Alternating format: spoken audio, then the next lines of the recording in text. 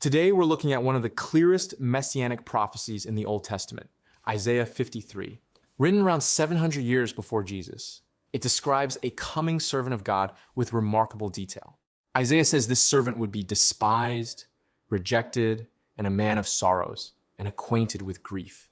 Jesus was rejected by the religious leaders, abandoned by many of his followers, and crucified by the very people he came to save. Isaiah says, "Surely he hath borne our griefs and carried our sorrows." It also says, "He was wounded for our transgressions. He was bruised for our iniquities."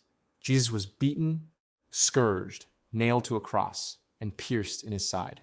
But Isaiah makes it clear that this suffering was not for his own sins. It was for ours. Isaiah says, "The Lord hath laid on him the iniquity of us all." That is exactly how the New Testament describes Jesus, the sinless Son of God, carrying the punishment deserved by humanity. The prophecy says he would be brought as a lamb to the slaughter and would remain silent before his accusers. During his trial, Jesus often refused to defend himself, standing silent before Pontius Pilate and the religious authorities.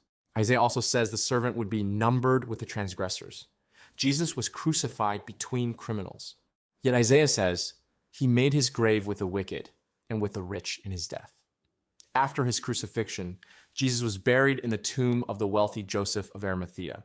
Perhaps most importantly, Isaiah says this servant would suffer innocently, die for the sins of others, and justify many. That is the heart of the gospel. Jesus did not die as a victim of circumstance. He died as the fulfillment of prophecy, taking our place so we could be forgiven. Isaiah 53 is not vague symbolism. It is a detailed portrait of Jesus Christ written centuries before he was born.